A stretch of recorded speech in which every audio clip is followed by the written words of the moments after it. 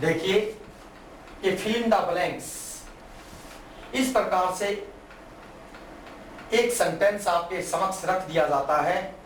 इसी सेंटेंस को करेक्शंस के रूप में भी आपके समक्ष रख दिया जाता है। पूरा सेंटेंस आपके सामने देकर उसके नीचे ABCD ऑप्शन आपके समक्ष रख के आपको कॉमन एरर भी पूछा जा सकता है। यहां पर फिल इन द ब्लैंक के रूप में आप देखिए कि if he blank I would go.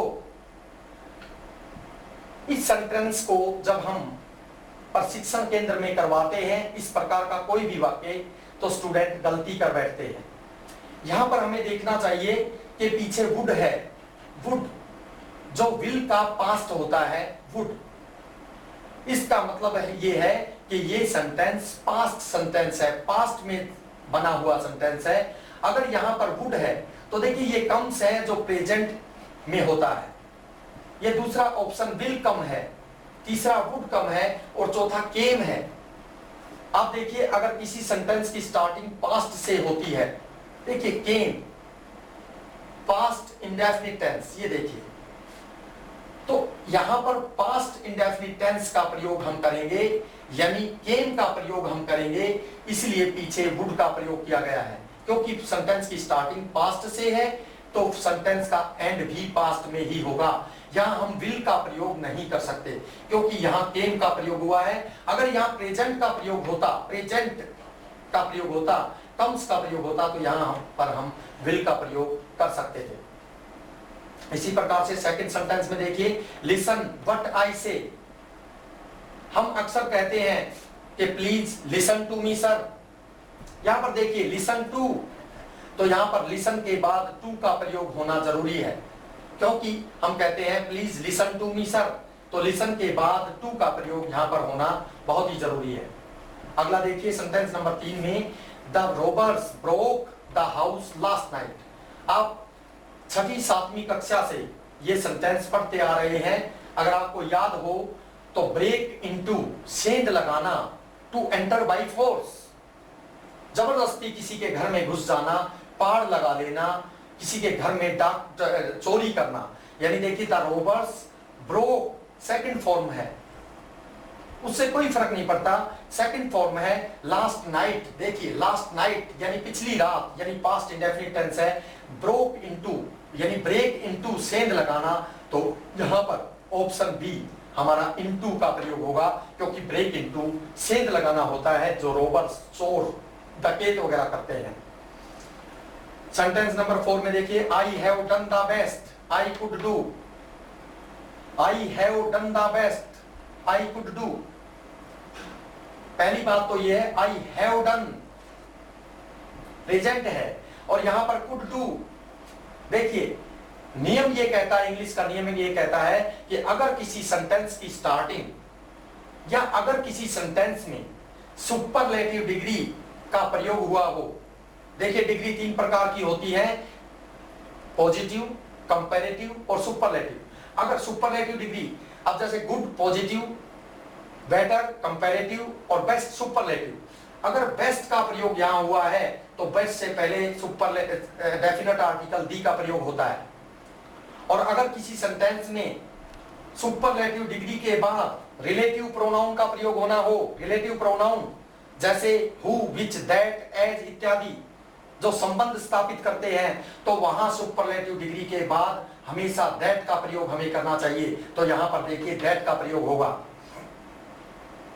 इसी प्रकार से सेंटेंस नंबर 5 में देखिए, many a man blank done so. मैं आपको बता देना चाहता हूं कि मैनी बहुवचन होता है जबकि मैनी ए यानी मैनी के बाद ए लगने से वो एक वचन हो जाता है। यहां पर मैनी के बाद ए लगा हुआ है इसलिए ये एक वचन है और एक वचन के लिए यहां पर हम हैज का प्रयोग करेंगे, हैव का नहीं, क्योंकि मैनी बहुवचन नहीं है। मैनी तो बहुवचन है लेकिन मैनी ए यहां लगा है तो एक वचन होगा, हैज का प्रयोग यहां पर हमें करना चाहिए। अगले सेंटेंस में देखिए, if I blank learned I should have been respected. देखिए ये कल्पना की गई है।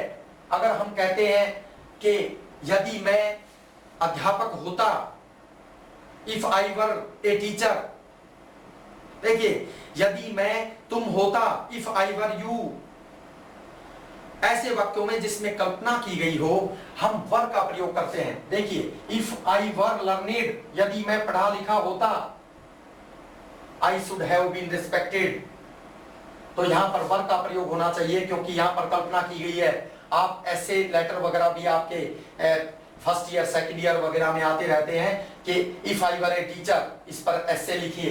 तो इफ आई वर लर्नेड, यदि मैं पढ़ा लिखा होता। इसी प्रकार से सेंटेंस नंबर 7 में देखिए, ही डिस्पोज्ड हिज बुक, तो डिस्पोज्ड आप देखिए डिस्पोज का मतलब होता है नष्ट करना, बेचना, और उसमें डिस्पोज ऑफ यानी डिस्पोज के साथ ऑफ का प्रयोग होता है। डिस्पोज ऑफ का मतलब होता है टू सेल, बेचना, या टू डिस्ट्रॉय, नष्ट कर देना। उसने अपनी बुक को नष्ट कर दिया है, फाड़ दिया है, खत्म कर दिया है, या उसने अपनी बुक बेच दी है। I have disposed of my old car, मैं अपनी पुरानी कार को बेच चुका हूं। तो इस प्रकार के सेंटेंस में डिस्पोज के साथ ऑफ का प्रयोग होता है।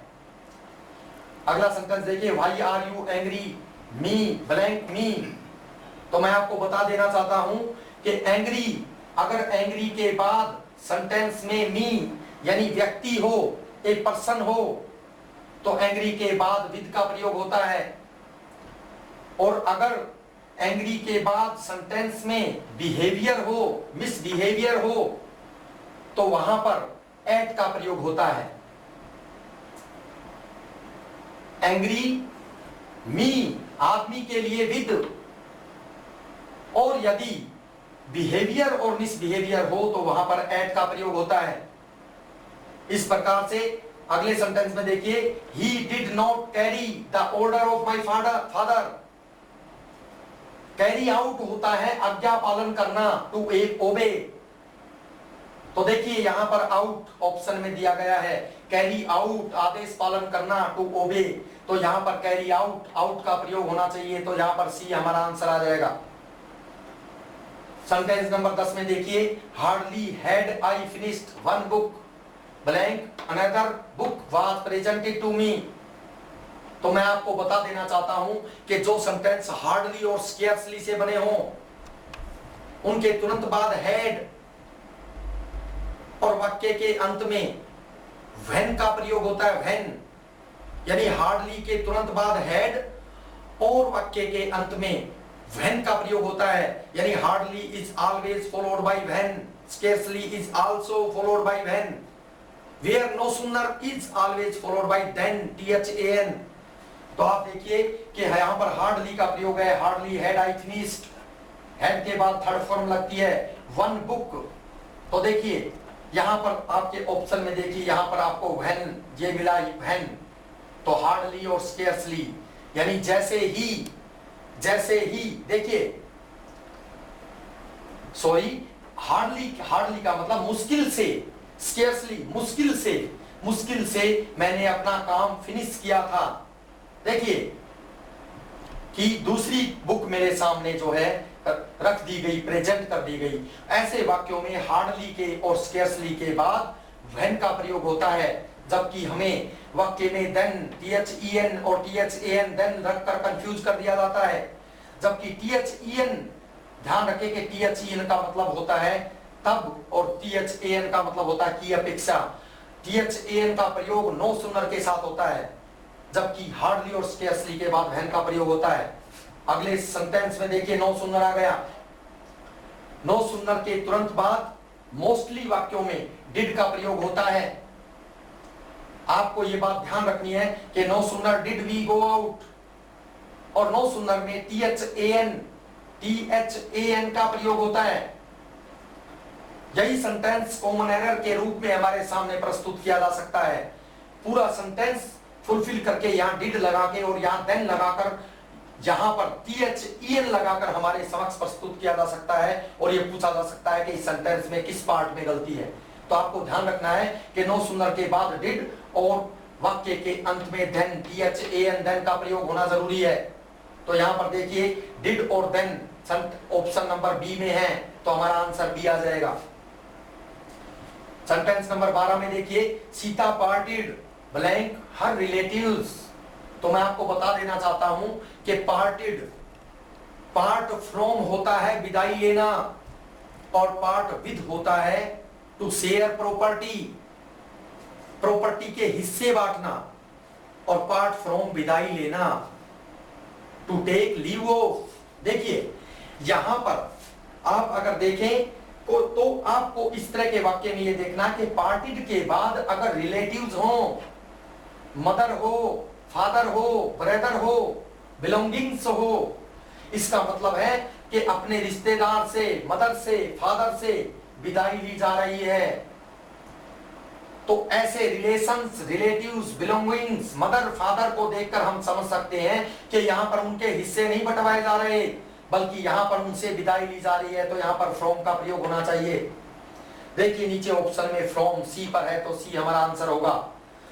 और अगर यहां सेंटेंस में आपको धन, मकान, जमीन, जायदाद, प्रॉपर्टी इत्यादि दिखाई दे, तो समझो कि यहां पर विदाई नहीं, यहां पर बंटवारा किया जा रहा है। टू शेयर प्रॉपर्टी, प्रॉपर्टी से अलग हुआ जा रहा है, इसलिए यहां पर विद का प्रयोग होगा। लेकिन ये विदाई ली जा रही है, इसलिए यहां पर फ्रॉम का प्रयोग होगा। अगले वाक्य में देखिए the train blank before he reached there. ये वही वाक्य है जो आप छठी कक्षा से पढ़ते आ रहे हैं कि डॉक्टर के आने से पहले रोगी मर चुका था। The patient had died before the doctor came. यानी सेंटेंस के स्टार्टिंग में पास्ट परफेक्ट टेंस और सेंटेंस के एंड में present indefinite, present past indefinite tense का प्रयोग होता है। तो यहां पर देखिए द ट्रेन हैड लेफ्ट, देखिए the train had left before he reached there. तो देखिए हैड लेफ्ट यहां पर है। द पेशेंट हैड डाइड, यहां पर had left before I reach there. मेरे वहां पहुंचने से पहले ट्रेन छूट चुकी थी, तो हैड लेफ्ट का प्रयोग यहां पर होगा। सेंटेंस नंबर 14 में आप देखिए, सेंटेंस नंबर 14 में माय ब्रदर इज ब्लैंक। ये आर्टिकल का रूल है, और आर्टिकल में मैं आपको बताना चाहता हूं कि आर्टिकल में आप इस बात का ध्यान रखें कि आर्टिकल में अगर कोई एब्रीविएटेड वर्ड आ जाए, बीए, एमएलए, एमपी, तो आप वहां पर ये जरूर देखेंगे कि उस एब्रीविएशन का पहला वर्ड वावल के साउंड से शुरू हुआ हो, तो वहां पर एन का प्रयोग करेंगे। जैसे ए, एम, एल, ए, एम, तो एम में ए से शुरुआत हुई है, ए, ओ, ई। देखिए इंक पोर्ट, आई, वावल ही जरूरी नहीं है, हम साउंड को भी देखेंगे कि वहां साउंड ए, ओ, ई इत्यादि का हो। तो यहां पर देखिए माय ब्रदर इज, देखिए my brother is an MLA. देखिए एन एमएलए, क्योंकि एम का साउंड ए से शुरू है। अगर एम का साउंड ए से शुरू है, तो यहां हम एन का प्रयोग करेंगे। यहीं पर अगर बीए होता, बीए, तो देखिए बी का साउंड वावल के साउंड से शुरू नहीं है, इसलिए वहां पर my brother is a BA, a का प्रयोग होता। सेंटेंस नंबर 15 में देखिए he killed the tiger, a rifle. तो मैं आपको बताना चाहता हूं, हिंदी में भी आप इस बात को समझ सकते हैं कि ये इंस्ट्रूमेंटल केस से संबंधित है। इंस्ट्रूमेंटल केस यानी करण कारक। करण कारक में हम से विभक्ति का प्रयोग करते हैं, जहां पर से विभक्ति किसी कार्य को करने में हमारी मदद करती है। जब हम किसी, अगर मैं कहता हूं मैं पेन से लिखता हूं, तो पेन की मदद से, और मदद करण कारक में होती है, पेन की मदद से, ये एक इंस्ट्रूमेंट है, इसकी मदद से अगर मैं काम करता हूं तो विद ए पेन। अगर मैं राइफल से काम करता हूं तो विद ए राइफल। यहां पर देखिए कर्ता के लिए बाई का प्रयोग होता है। मेरे द्वारा काम किया जा रहा है तो by me, work done by me. अब देखिए, और अगर मैं पेन की मदद से काम कर रहा हूं तो राइट विद ए पेन। तो यहां पर देखिए एक ही killed the tiger, a rifle, rifle यहां पर जो है वो एक इंस्ट्रूमेंट है, इसलिए यहां पर विद का प्रयोग होगा। विद आपके ऑप्शन बी में दिया गया है।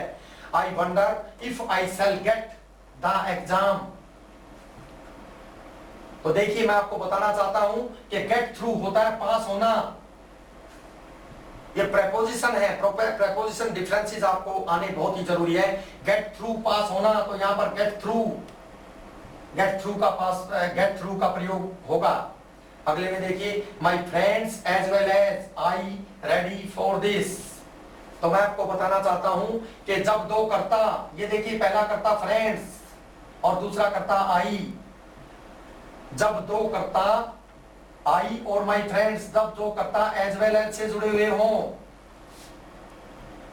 तो पहले कर्ता के अनुसार वाक्य में वर्ब का प्रयोग होता है। वर्ब क्या होती है? Is, am, are, was, were, has, have.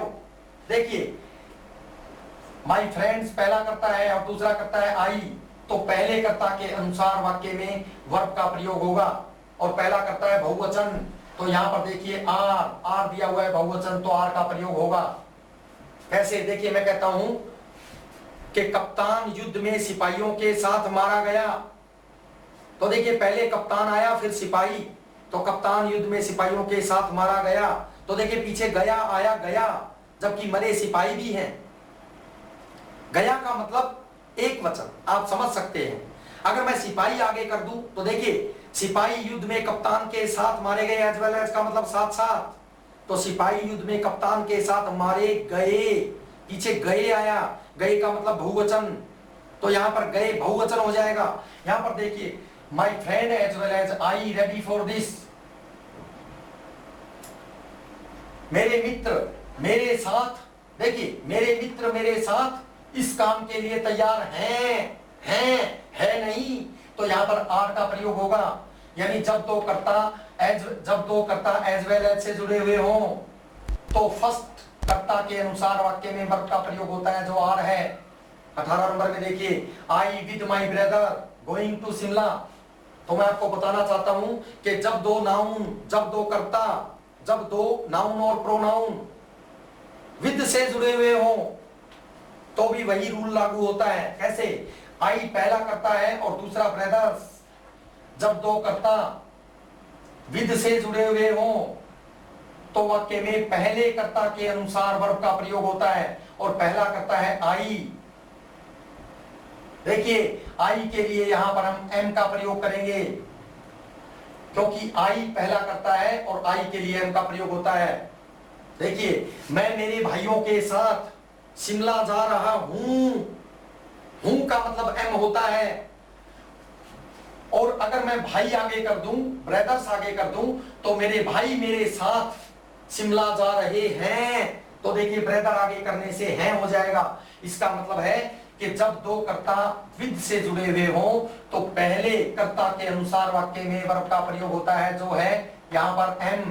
तो एम का प्रयोग बी हमारा ऑप्शन होगा। 19 नंबर में देखिए I shall not come to school if you go there. अब यहां पर देखिए I shall not come to school, मैं स्कूल नहीं जाऊंगा, इफ यू गो देयर, यदि तुम वहां जाते हो। हम हिंदी में ये कहते रहते हैं, हम हिंदी में अक्सर ये कहते रहते हैं कि मैं स्कूल नहीं जाऊंगा यदि वर्षा होगी तो, यदि वर्षा होगी तो मैं स्कूल नहीं जाऊंगा। अब देखिए इंग्लिश ही नहीं, मैं आपको हिंदी भी सिखा रहा हूं। हम अक्सर ये कहते रहते हैं कि अगर वर्षा होगी तो मैं स्कूल नहीं जाऊंगा। एक साइड में होगी और दूसरी साइड में स्कूल नहीं जाऊंगा, ये बिल्कुल गलत है, क्योंकि double future tense can not be used in the same sentence. एक ही वाक्य में दो बार भविष्य काल का प्रयोग नहीं हो सकता।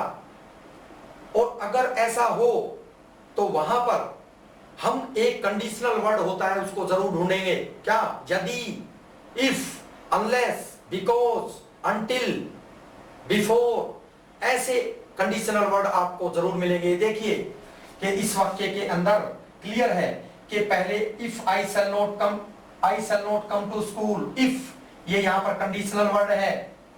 अगर एक वाक्य में एक साइड में फ्यूचर टेंस आया हुआ हो, शैल नॉट का प्रयोग हो, फ्यूचर इंडेफिनिट हो, तो दूसरी साइड में किसी वर्ड का प्रयोग नहीं होगा, क्योंकि एक अगर किसी वाक्य में डबल फ्यूचर टेंस आया हुआ हो तो हम एक तरफ यानी कंडीशनल वर्ड के बाद वाले सेंटेंस को प्रेजेंट इंडेफिनिट बनाएंगे। इसलिए यहां पर किसी भी वर्ड की जरूरत नहीं है, नो वर्ड रिक्वायर्ड, हमारा आंसर आ जाएगा। हमें बोलना चाहिए कि यदि वर्षा होती है तो मैं स्कूल नहीं जाऊंगा। हमें यह नहीं कहना चाहिए कि यदि वर्षा होगी तो मैं स्कूल नहीं जाऊंगा, क्योंकि एक वाक्य में डबल फ्यूचर टेंस का प्रयोग नहीं हो सकता। अगले वाक्य में देखिए, work hard you should fail. तो नियम है कि जिस वाक्य में शुड का प्रयोग हुआ हो वहां पर लेस्ट का प्रयोग होता है, यानी lest is always followed by should. यहां पर शुड का प्रयोग हुआ है, इसलिए अदरवाइज सो दैट एज इत्यादि का प्रयोग नहीं होगा। यहां पर लेस्ट का प्रयोग होना जरूरी है, क्योंकि लेस्ट के बाद में शुड लगा हुआ है, तो यहां लेस्ट का प्रयोग होना जरूरी है। अगला देखिए, he is too miserly to part his money. मैंने अभी आपको बताया था कि पार्ट फ्रॉम होता है विदाई लेना, और पार्ट विद होता है टू शेयर प्रॉपर्टी, धन के हिस्से बांटना। तो देखिए आप पीछे मनी लगा हुआ है, money, he is too miserly to part his money. तो यहाँ पर धन बांटा गया है, तो यहाँ विद का प्रयोग होगा, फ्रॉम का नहीं। फ्रॉम विदाई लेना होता है, तो यहाँ पर देखिए विद, ए आपका आंसर आ जाएगा। 22 नंबर में देखिए, neither he nor his brothers could do work well. तो मैं आपको बता देना चाहता हूं कि जब दो कर्ता नाइदर नोर से जुड़े हुए हों, जब दो कर्ता नाइदर नोर से जुड़े हुए हों, तो वाक्य में सेकंड कर्ता के अनुसार वर्ब और प्रोनाउन का प्रयोग होता है। तो देखिए, नाइदर ही, पहला नाउन, पहला कर्ता ही है, पहला प्रोनाउन ही है, और दूसरा नाउन जो है वो ब्रदर है। ही और ब्रदर्स को नाइदर नोर से जोड़ा गया है, तो यहां पर दूसरे कर्ता के अनुसार वाक्य में प्रोनाउन का प्रयोग होगा। प्रोनाउन क्या होते हैं? हिज लड़के के लिए, हर लड़की के लिए, और देयर बहुवचन के लिए। तो यहां पर देखिए, यहां पर पहला नाउन, पहला प्रोनाउन ही है, और दूसरा नाउन जो है ब्रदर्स है। तो दूसरा नाउन जो है वो बहुवचन है, और दूसरा नाउन बहुवचन है, तो देयर का प्रयोग होगा, could do their work well. देखिए, कहता है ना तो वह और ना ही उसके भाई अपना काम अच्छी तरह से कर सकते हैं। तो हैं पीछे आया है, देखिए अपना काम, तो हैं के लिए अपना काम बहुवचन होगा, तो देयर का प्रयोग यहां पर होना चाहिए। अगला देखिए, रूप कुमार डाइड हार्ट अटैक। तो मैं आपको बताना चाहता हूं कि जब भी कोई व्यक्ति किसी एक्सीडेंट से, किसी बीमारी से या किसी और कारण से मरता है, तो डाइड ऑफ, हमेशा डाइड ऑफ का प्रयोग होता है। हार्ट अटैक से, मलेरिया से, हैजा से कोई मरता है, एक्सीडेंट से कोई मरता है, तो डाइड ऑफ। और मैं आपको बता देना चाहता हूं कि यदि कोई ज्यादा खाकर मरता है तो डाइड फ्रॉम ओवर ईटिंग, तो डाइड फ्रॉम का प्रयोग होता है। लेकिन यहां पर देखिए, बीमारी से, अटैक से कोई मरा है, तो डाइड ऑफ का प्रयोग होगा। 24 नंबर में देखिए, हरीश कुड राइट इंक।